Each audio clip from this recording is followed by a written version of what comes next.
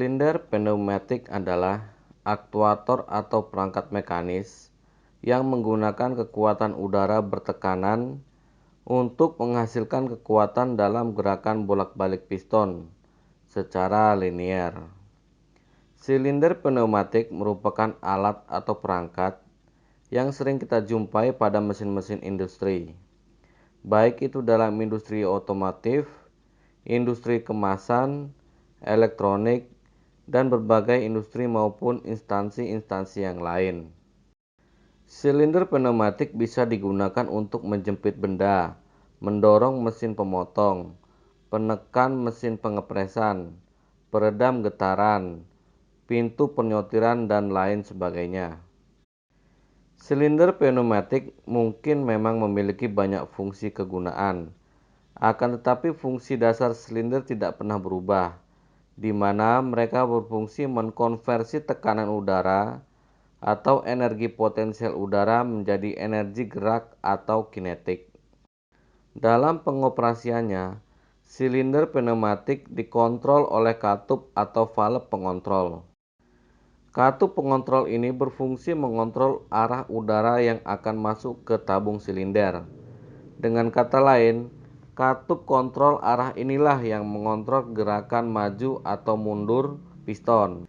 Katup kontrol arah ini bisa dikendalikan secara mekanis atau manual dengan tangan, maupun secara elektris seperti solenoid valve. Berikut ini adalah tipe silinder pneumatik yang paling umum atau sering digunakan di industri-industri.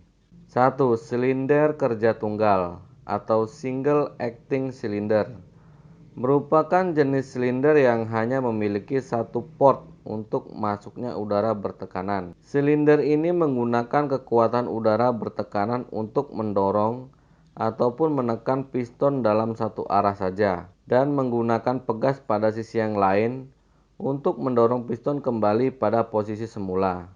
Akan tetapi, silinder ini memiliki kelemahan di mana sebagai kekuatan dari silinder hilang untuk mendorong pegas. 2.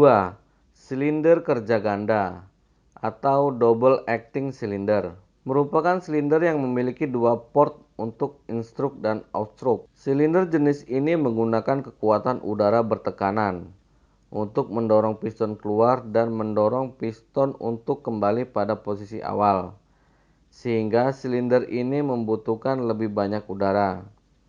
Dan katup mengontrol arah yang lebih kompleks bila dibandingkan dengan silinder kerja tunggal. Untuk menjaga kinerja dari silinder pneumatik, maka diperlukan perawatan yang secara berkala, di mana dalam perawatan ini yang perlu diperhatikan adalah kualitas dari udara. Kualitas udara bertekanan yang masuk ke tabung silinder harus dalam keadaan kering, bersih, dan tidak mengandung air. Sehingga perlu diperhatikan sistem penyaringan atau filter dan pengeringan atau dryer udaranya.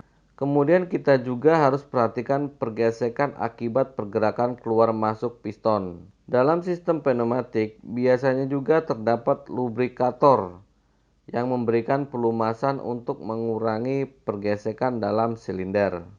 Rusaknya seal akibat masa pemakaian yang lama, aus, atau berbagai penyebab lainnya akan menyebabkan kebocoran udara pada silinder.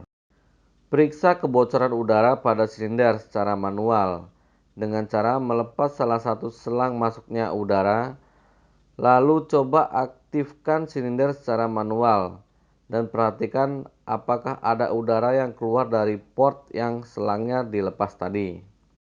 Lakukan pengecekan seperti ini pada posisi yang lainnya, dan apabila ditemukan kebocoran, maka pergantian seal harus dilakukan.